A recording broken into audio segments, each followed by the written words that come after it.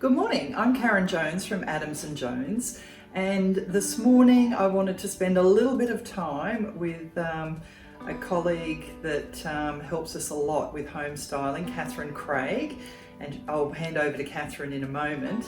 But the point of the video this morning is, how do you style a bedroom? So there are some tricks of the trade which Catherine is going to share with you, but I know a lot of people, how they have their beds made at home, like this one probably, looks lovely and cozy and simple. However, how you go about styling it for selling, and importantly for the photos that you get, is a different matter altogether, and that's where we call in the experts to help us with that. So we just wanted to give you a few tips on if you wanted to do this yourself and you're preparing your home for sale, how do you go about it? So I've enlisted the help of Catherine Craig from Simple and Savvy Styling, and I'm going to hand over to Catherine to tell us the tricks of the trade. Thanks, Karen, and good morning. A master bed is one of the main rooms that you style when you're selling your house, and the age-old saying how you live in a home is very different than how you style it to sell your home. So this is a perfectly functional bed. You've got your sleeping pillows and a little bit of a colour. But to style it, master bedrooms, I do like to start with a bed head. Particularly something like this, it's buttoned, it's very luxurious. It reminds you a little bit of a luxury hotel type suite. If you don't have a bed head, then there are other ways you can do it, and one of those is to have a piece of art. If you've got the bed head, you don't need art, it gets far too busy.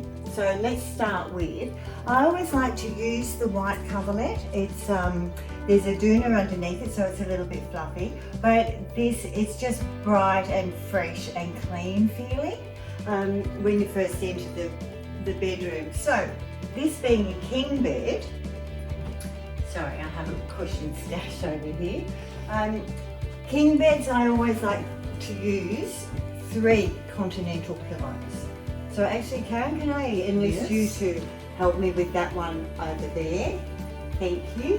One in the middle, and then this one here. A lot of styling is all about your layers. So where that first one lacked a lot of layers, we're adding layer upon layer, and colours. And talk about colours. Yes, Catherine, well, I like to use the white against a headboard. As I said, if you don't have a headboard, then don't put white on your wall. Pick your colour. Now, how do you pick colours? That's quite easy. I go from my artworks. So you start with an artwork. You start with an artwork, and this room scheme. has 2 artworks in it, so you will see that they both talk to each other, and they both have these same colours that I'm putting on the bed. And are there colours that you'd shy away from in a bedroom? Do you go for like these nice I like the muted? moody, yeah, because that's always nice in a bedroom. Bright pinks, reds, oranges.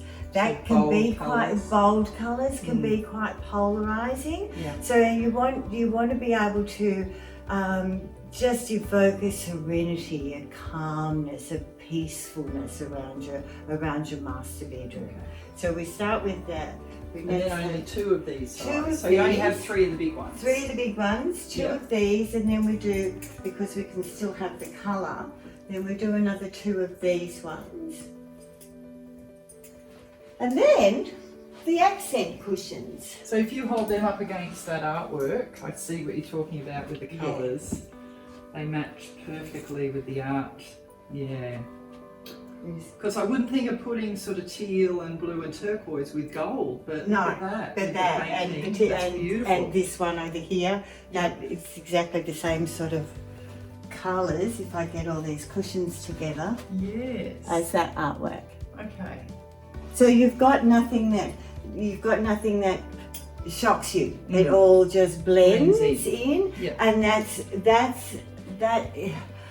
that's the result you're looking for. So it just is a nice calm and nothing's sticking out at you. Yes, It's yes. just, oh, Nothing's that's really lovely. prominent. It's just an overall scheme. Scheme. Yes, and you know when you've got it right, when it just does, it just blends all in together, and you can do totally different, you know. For this one, I just set the layers, the shapes, the colours, different heights, Yep.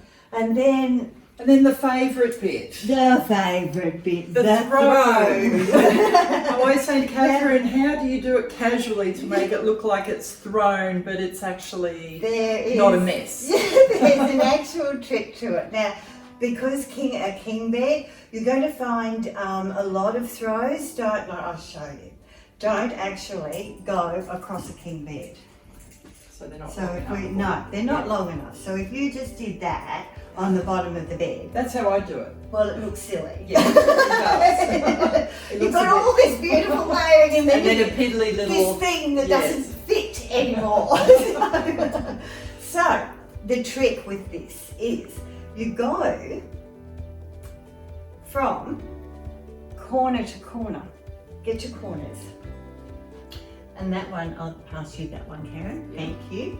So that corner will fit and go over your bed, over the end of the bed. Yeah. And then with throws like this, because they've got tassels and that's just interesting, and it's texture, and I like to have the tassels showing. And that is how you casually Put the throw on the put a bed. toe on the bed. And little waves and things like that. Yeah, to make it interesting. Make So it that's interesting. perfect, and that does exactly what you said. It all blends in together. It's calming, it's soothing. I could just tuck myself under there and roll over and go to sleep now. So this is, just one example of how to style your bed and how to utilise cushions and throws and colours. And thank you very much, Catherine. You're most We'll be welcome. using you for more tips as we go along. Thanks Thank very you. much.